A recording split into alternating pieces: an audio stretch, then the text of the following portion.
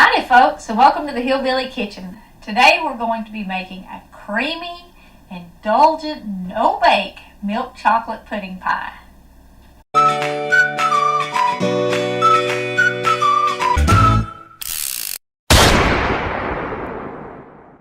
Okay, this pie does require you to cook it, but no baking, so you don't have to turn the oven off. You are going to have to make a chocolate cookie crust to go with this. Or you could buy graham cracker crust and put it in it, but the chocolate crust is really good with this. And you need 8 ounces of milk chocolate. The good thing about this recipe is you can use any milk chocolate in it.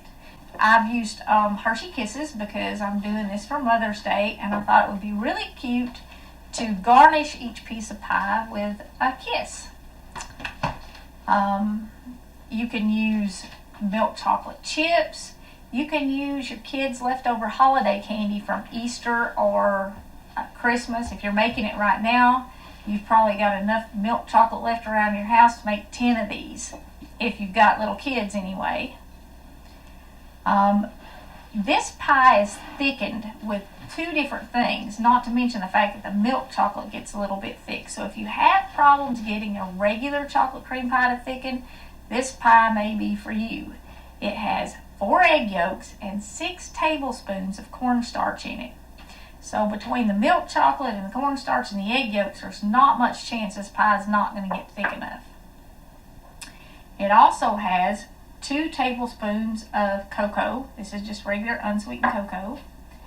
A tablespoon of vanilla, 2 tablespoons of butter, and it has about 2/3 of a cup of sugar in it. Now, if you happen to be on a diet, you can tell yourself it only has 2/3 of a cup of sugar in it. And it has 3 cups of milk. I am using whole milk in this, and I don't know if you can see it or not, but there's little fat specks in this milk. This milk is not homogenized, and it's cool temperature pasteurized. It's the kind of product that you can get at stores like yesteryear. There are other Whole Food stores and stuff around, and the good thing about this milk is that it tastes much fresher, and it has more of the vitamins in it that fresh milk has. So you might want to check this out if you're close to yesteryear, or if you have Whole Food store around you. And this pie also has just a 1/4 teaspoon of salt in it. That's for the eggs. Now you want to mix up your salt and your cocoa and your cornstarch before you add your wet ingredients to it. And I could give that, no, I'm not going to give that a stir in there, but I'm going to put it all in here so I can carry it over to the stove. Just mix that all in there. And we'll mix it up when we dump it in our pan. You want to give your egg yolks just a little bit of a beat with a fork. You don't need to go crazy, but you don't want to put whole egg yolks in there either. And you can dump that in your milk and stir that up a little bit.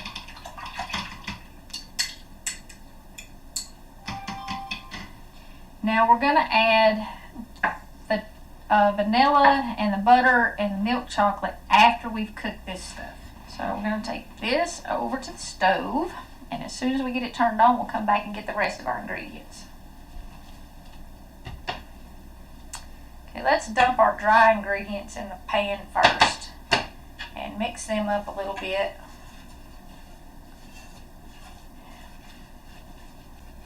Okay, we're going to cook this on medium, and you're going to stir it pretty much the whole time it's cooking.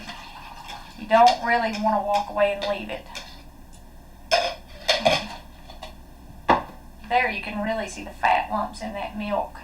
There's one stuck on my whisk. Let's grab the rest of the ingredients real quick before that gets hot.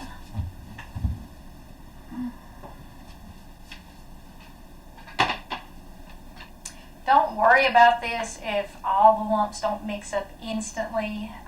You're going to be stirring it until it's done cooking, so everything will get mixed in. You don't need to go crazy trying to get all those lumps out right this second. They'll work themselves out. We're going to cook this over medium heat until it comes to a boil. and then we're going to continue to cook it for about a minute. Now, this is not going to boil like a pot of water because it has the cornstarch and it has the eggs in it. It's going to start to thicken before it ever boils. So when it starts to boil, what you're going to get is just like a bubble or two. But that's when you know it's reached the boiling point, and you want to cook it just another minute or two after that to make sure it sets up good. When you first start cooking this and you're stirring it, the cornstarch is going to kind of try to cling to the bottom of the pan and the sides of the pan. You do need to make sure you get that off. And you can still see the white lumps in there. That's from the milk. You don't have to use that milk. Whole milk of some type in this would probably be best, but I think you could use skim milk and it would be okay if you are trying to do low fat or some sort of a diet. You could do some substitutes and cut some of the stuff back, but the fat in this is really part of what makes it so creamy and so good. I said there's always substitutes you can make to make stuff lighter and healthier, but sometimes, you know, indulge. And this is one of those indulgent recipes. Okay, this has been cooking a little bit over 10 minutes. It's not quite boiling yet, but it's already starting to get thick.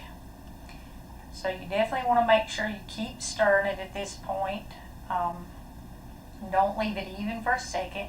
And you can see everything is dissolved now that it's hot. There's no lumps of cocoa or anything left in it. Certainly the cream has long dissolved in there. As soon as it got hot, the cream disappeared.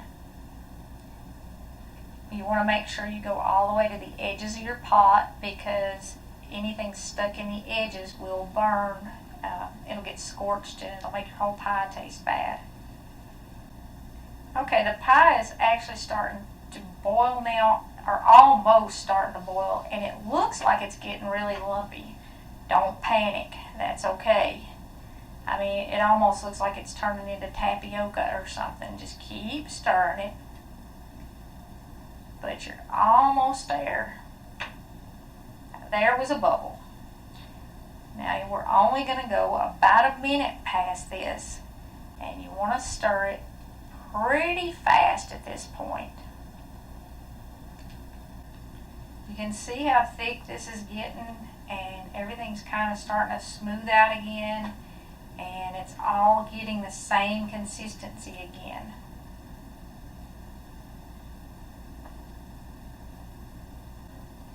As you're stirring this, try to make sure you get the edges occasionally.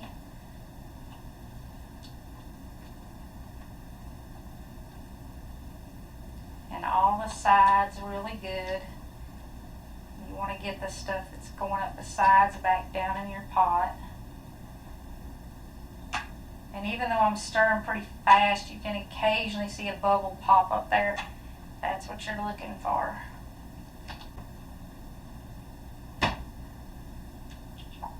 Alright, I think we're probably good now.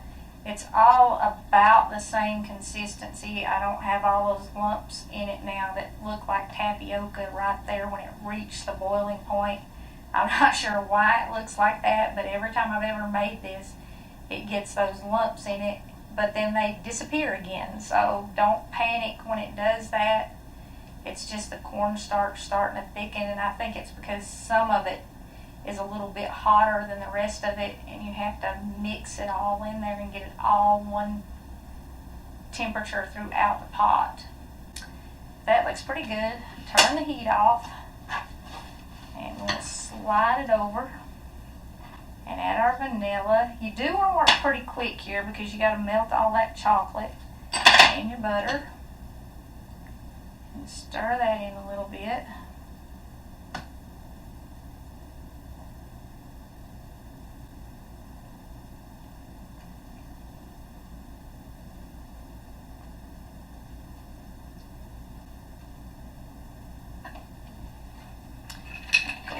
Add this chocolate.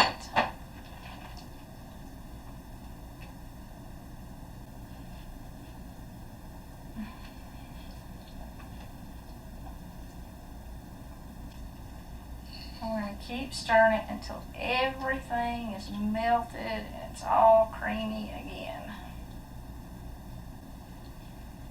Those kisses are kind of big chunks of chocolate, so it will take longer to melt them than it would if you were using milk chocolate chips or even Hershey bars. You can use Hershey bars in this and break them up before you dump them in here and use them for the milk chocolate.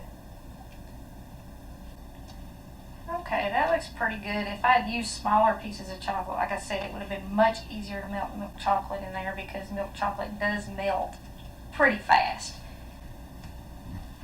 If you've ever left a bar of milk chocolate sitting in a hot car, you know how fast it melts.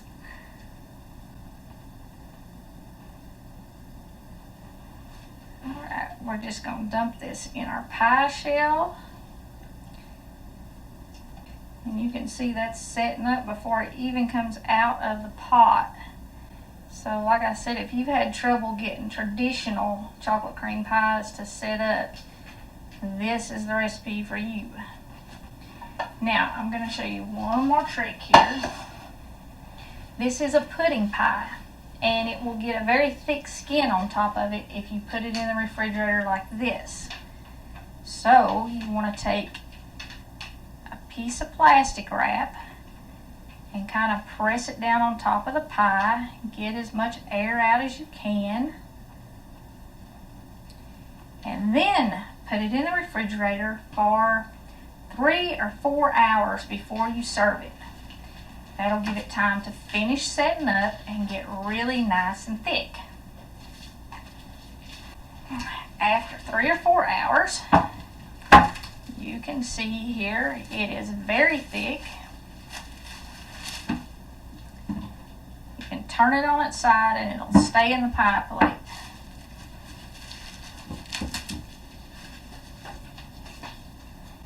And to garnish this, you're going to need a little bit of sweetened whipped cream.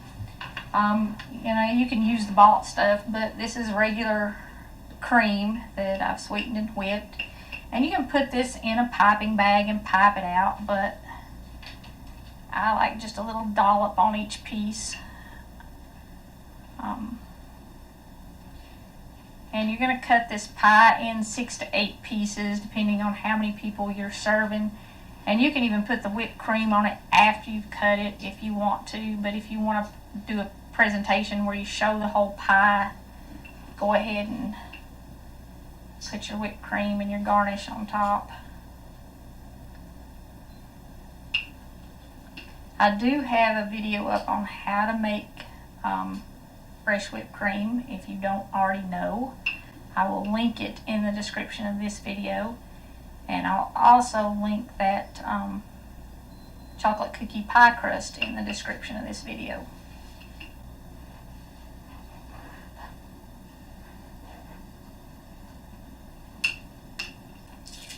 And just take one of your little kisses and put it on top of each piece. If you did Hershey bars, or if you used Hershey bars for your chocolate in this, you could break the Hershey bars and use one of the little individual squares of Hershey bar. If you did it at Easter and used Easter candy, you could use a little chocolate bunny on each piece. That would be cute.